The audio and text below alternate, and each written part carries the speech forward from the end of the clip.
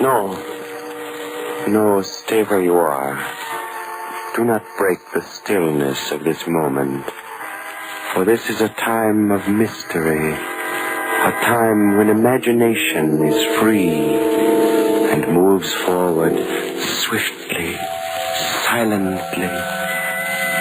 This is the haunting hour.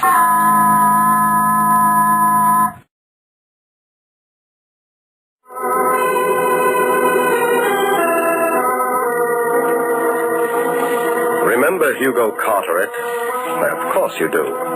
The brilliant criminologist and charming gentleman who had such a wonderful flair for solving crimes, which carried a hint of the macabre and savored of the supernatural. He died back in the 20s, and they say that everybody from the 400 of Park Avenue to the 400,000 of the Bowery and Hell's Kitchen came to his funeral. Anyway, Hugo Carteret left his memoirs, and the very first chapter deals with an infamous crime, which in June of the year 1922 threw all of New York City into an uproar of horror. Such was the case of the Lonesome Corpse.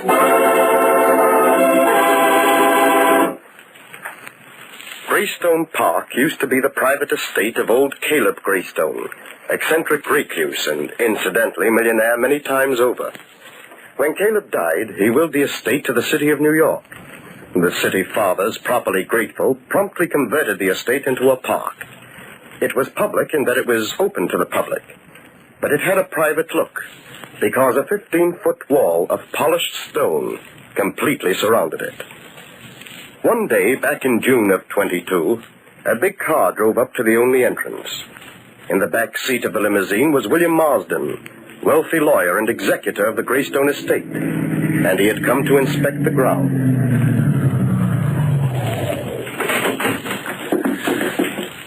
You wait here in the car, Edward. Yes, Mr. Marsden. Will you be long, sir? I don't think that's any of your business. I pay you to chauffeur me around, not to ask me questions. Yes. I was only bringing up the fact that it's getting dark, and you said you had to be at the plaza by 9. I'm perfectly able to take care of my own business, Edward. I'll mind mine and you mind yours.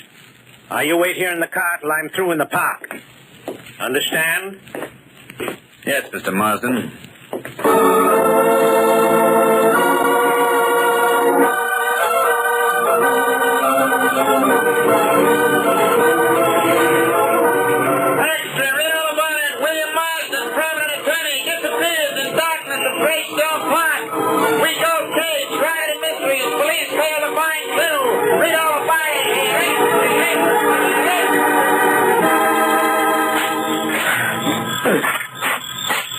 Hey, Joe. Yeah? How do you suppose that big shot lawyer Marston disappeared? Think his chauffeur had something to do with it? I don't know, Tom. I don't get it. He tells his chauffeur to wait, walks into this here park, and never comes out. Chauffeur hears a scream inside the park, and that's all. You're scared too easy, Tom. Ain't that nice. Just broke my shovel. Well, I have to go over to the tool house and get another one. But, Joe, the tool house is way over the other end of the park. So what? It's getting dark. And it ain't healthy to be in this place after dark. Let's knock off, Joe. We can finish digging these flower beds tomorrow. If we knock off, we'll both be looking for a new gardener job tomorrow. Andrew, the superintendent, told us to finish up tonight, and that's what we got to do. Look, Joe, don't leave me. I got an idea there's something running around this park we don't know nothing about. When I think of that lawyer Marston, So, you seen ghosts now, huh, Tom? Well, there ain't no ghost or nothing else that can scare Joe Donetti. You wait for me here. If you see a boogeyman, why, just offer him a drink and ask him to stick around, huh?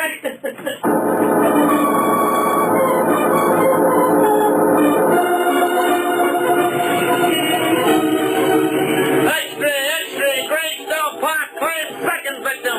Park gardener leaves companion for tool house and never returns. Police call in Hugo Carteret as public demand solution. Read all about it.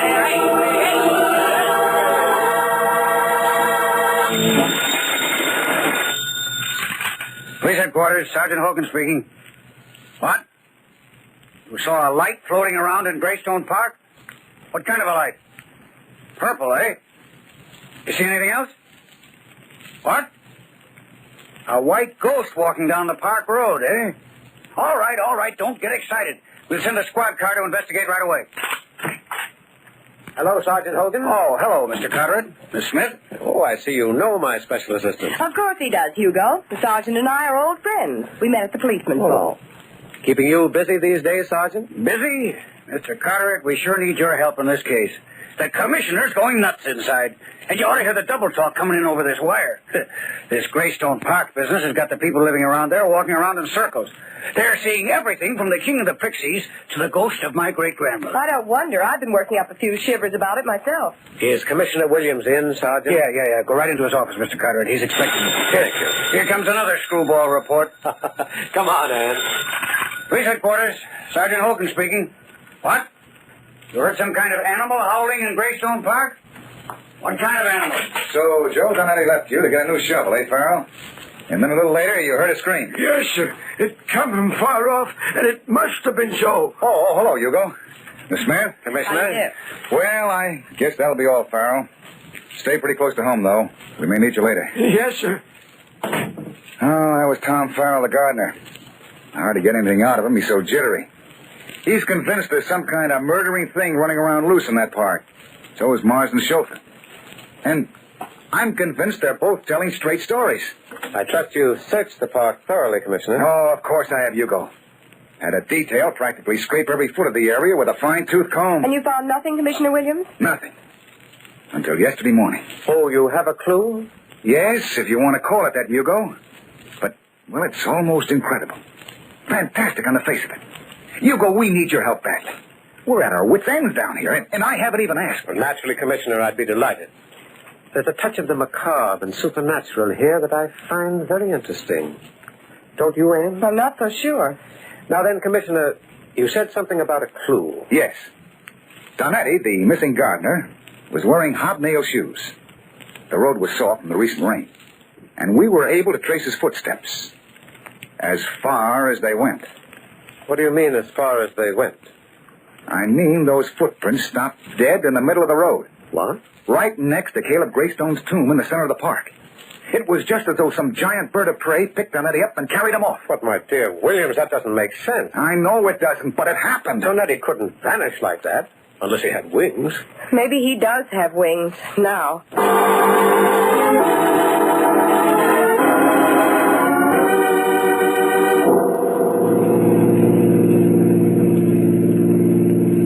You know, Anne, I can't get those footprints out of my mind. They interest me. They scare me.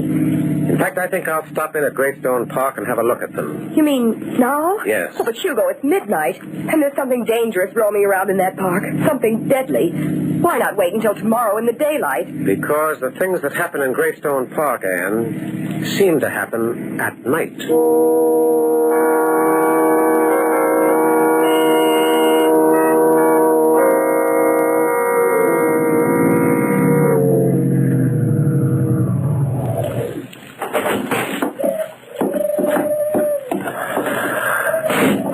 Well, here we are. Yes. Peaceful, serene Greystone Park. The place that people just hate to leave. You should have let me drop you at your apartment, Anne. This is no place for a girl. Oh, no, Mr. Carteret. I'm going right with you. Well, here's the gate. It's the only entrance or exit. Let's try it. There.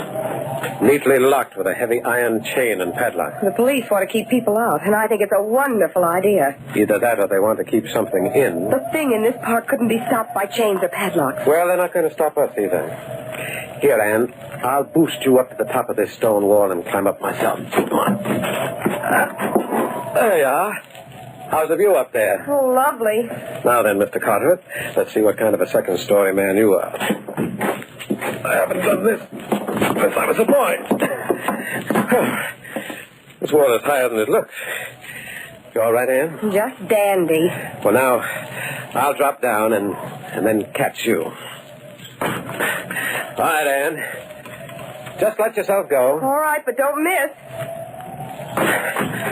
There you are. Listen, what was that? Only the wind. Oh, I thought I heard someone calling. Why, Anne, You're trembling. You're telling me. Hugo, where are we going? Up this road until we reach the place where that missing gardener's footprints stop. Right next to that big square tomb in the center of the park, according to Commissioner Williams. Mm-hmm. That's the Greystone Mausoleum. All that remains of old Caleb Greystone, the philanthropist, lies within it. And that's the statue of old Caleb himself standing on the roof of the tomb. How nice. I hope you realize that William Marsden and Joe Donetti walked along this same road at night, and they did... What's wrong? I felt a cold hand on my face. That isn't a hand, it's a leaf on the end of a twig. Poor kid. You're frightened, aren't you? Who, me? I'm scared to death. I'm so scared my hair's standing on end. It's ruined my permanent. Oh, Hugo. What is it, Anne? That statue on the top of the mausoleum. The statue of Caleb Greystone. Yes? Well, what about it? It moved. What? Now, wait a minute, Anne. Hugo, I tell you it moved. I saw it lift one of its arms and turn its head in the moonlight. Now, Anne, it's just that you're on edge. What you saw was a mirage brewed out of moonlight and your own imagination. That statue's made of stone. Stone statues don't move. Come on, we leave the road and go down this hollow.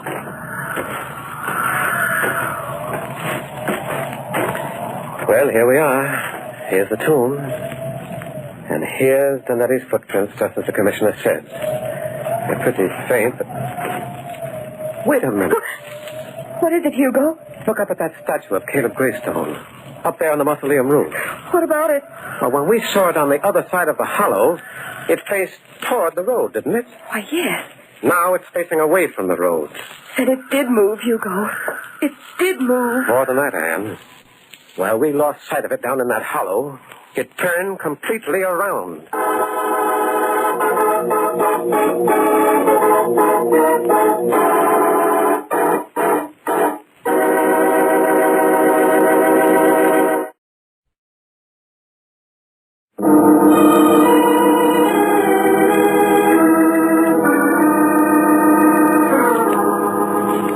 The strange phenomenon of the restless statue intrigued Hugo Carter at no end. Like a hound after his quarry, he scrambled to the roof of the mausoleum and made a thorough examination of both the statue and the roof in the moonlight. He reported his findings to Police Commissioner Williams, and the next morning, in the light of day, they revisited the scene. You two up there had better be careful. That roof's slippery. Oh, we'll be all right, Anne. Here, Commissioner. Watch what happens when I grasp this statue.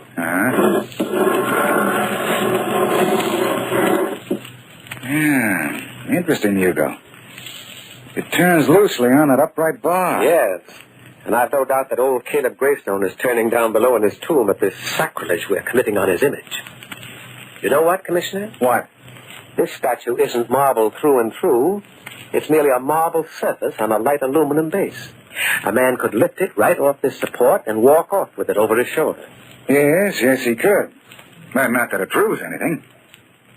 But these scratches on this polished stone roof, May, almost looks as though they led to the door of the crypt on the other end of the roof. It's hard to tell. I tried the door of the crypt last night. It was locked. Yeah, it's still locked. Hey, it's a massive tomb. Big enough to take care of 20 dead millionaires. Yes, you'd think old Caleb Greystone would be pretty lonely down there. And his condition to be lonely anywhere. Well, Hugo, where do we go from here? Let's have a talk with the park superintendent, Commissioner. His office is over there on the left. Maybe he'll be able to throw a little light on the proceedings. As the old saying goes, you never can tell.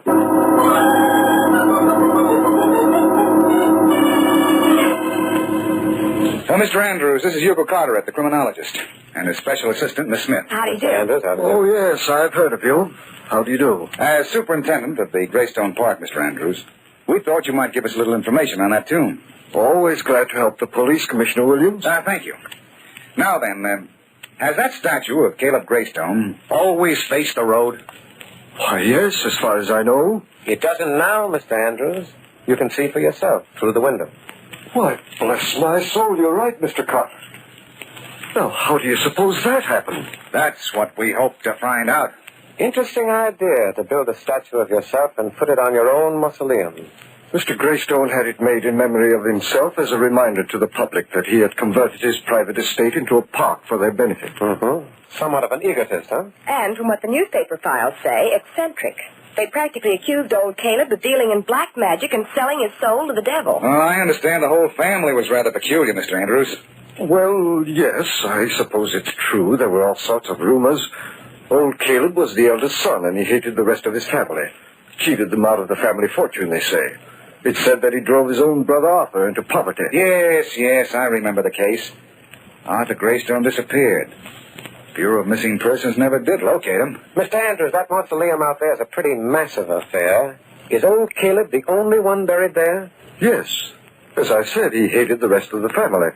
He specified in his will that only he was to be buried there. That wasn't very hospitable of him. So old Caleb has that whole place all to himself, huh? What are you getting at, Hugo? Yes, that's what I'd like to know, too. Oh, nothing at all. It's just that these cases of abnormal psychology interest me. Yes, Commissioner, they interest me no end.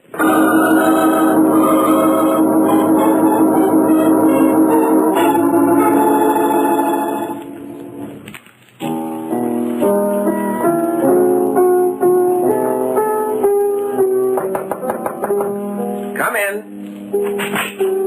Oh, hello, Anne. Hello, Hugo. Relaxing at the piano, I see. Yes. Would you like me to stop? No, I like that melody you're playing. So do I. You know, music brings a certain clarity to the jumbled mind. It resolves things. It's a mental lullaby. Where have you been, Anne? Down at police headquarters. Poor Commissioner Williams. Why poor Commissioner Williams? Every newspaper in town is clamoring either for a solution to this Greystone Park mystery or a new police commissioner. Yes, I know. It's a pity. You know, Anne, Frank Williams is not only a gentleman, he's our friend. I think the time has come for us to try and crack this case. The time has come, all right, but how? Well, we've seen the outside of Caleb Greystone's tomb. It might be interesting to have a look at the inside. The inside? Yes. I've got an idea that's where our solution lies. But how are you going to get in? That door of the crypt on the roof is locked tight. Well, Anne, if I may boast a little, I have a certain skill with burglar tools. Yes, I know, but you can't go there in broad daylight and burglarize somebody's mausoleum. I don't propose to go there in broad daylight. You mean we're going tonight? I mean, I'm going tonight. I'm taking you home right after dinner. Oh, no, you don't. You need someone to hold your flashlight. And besides, I'm just mad about mausoleum.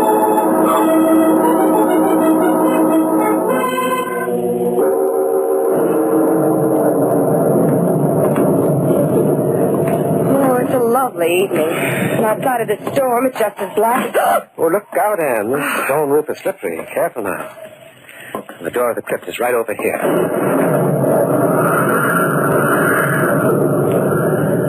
Now keep your flashlight trained right on this lock. But wait a minute. How did that happen? How did what happen? Why, the door of the crypt is unlocked. Unlocked? Yes. Somebody's been here ahead of us.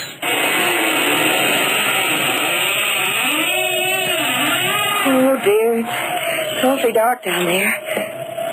What are we going to do now? We're going inside. But there may be someone in there. But I'll find out. You wait out here. Oh, no, Hugo Carteret. I'm not going to stand out here alone. I'm going in with you. Have it your own way. We'll take this hammer with us. It may come in handy. Careful now. There are stairs leading down into the crypt. You stay close to me. Hugo, I'm practically hugging you to death right now. Oh, it's cold in here. Well, it's dry at any rate. It's dark as pitch. I can't see a thing. Here, Anne, you take the hammer and let me have the flashlight. Now, let's have a look. Oh, Hugo, look. There are two men lying there on the floor. They must be... Yes.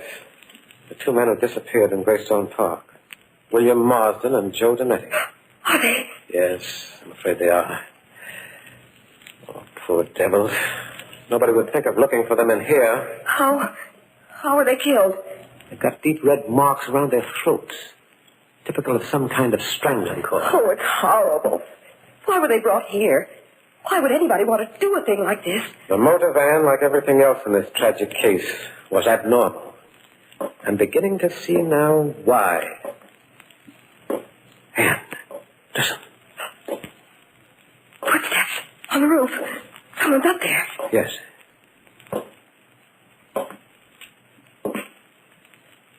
Stop by the crypt door. Hugo, do you think it's the restless statue? Perhaps. I do know it's the killer. And he's coming down the steps. Put out that flashlight and flatten yourself against the wall.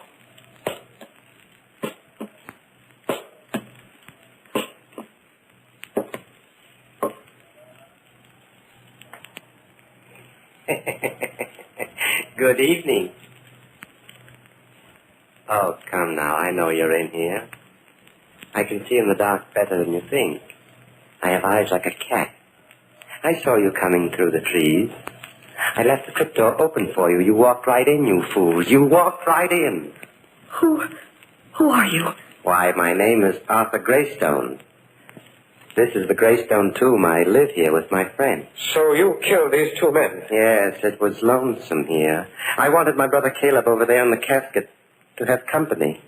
He wanted to sleep alone in this big, beautiful mausoleum. It was so selfish of him, so selfish. But now he has two others to sleep with him. And soon he'll have four. You took the statue of your brother off the supporting rod, didn't you, Arthur? It was light enough to carry. You hid it here in the tomb and posed as your brother's statue. In the dark, your victims couldn't see that the statue was alive. You dropped a cord around their necks as they passed below. You're very clever, my friend. No, I wouldn't move if I were you. I have the strangling cord here in my hand, and I'm very good at using it. Why did you do all this? My brother Caleb cheated me in life. Drove me into poverty. Then he tried to cheat me even in death. He built this tomb and willed that only he would sleep here. This is your idea of revenge, filling his tomb with sleeping companions. Yes, I waited years to get even. Caleb wanted to be alone, but now he'll never be alone. He'll never be able to realize his dying wish. Well, this talk has been very pleasant. Yes, indeed, but now we must get to work. I'll take you first, young lady. Please don't try to resist. I assure you I'm very strong. And really, I don't want to make you suffer. Look out, Anne! I tried to blind you with your flashlight, will you? You fool! I got hold of you. I kill you with my bare hands! Oh, yeah. I'm stronger than you do here! Nice work, Anne. You handle a hammer like a carpenter. Oh, Hugo, I'm afraid I killed him. No, you just stunned him, that's all, Anne. I'll tie him up in his own cord in a moment. But first, let's have a good look at him with this flashlight. Lift that white hood of his, will you, Anne? Hugo, it's Tom Farrell, the gardener.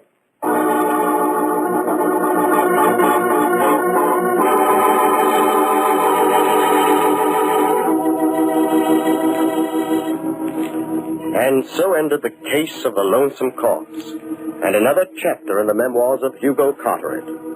Arthur Greystone had disappeared, only to reappear close to his brother's mausoleum as Tom Farrell, the gardener, a convenient alias. And the city of New York breathed a certain relief when this murderer, obsessed and poisoned by his macabre idea of revenge, finally went to the chair.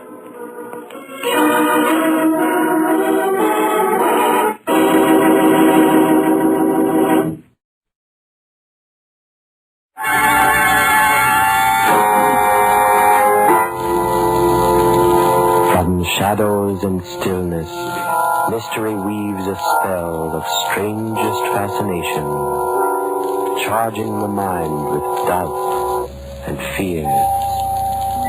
For mystery is a strange companion, a living memory. In the haunting hour.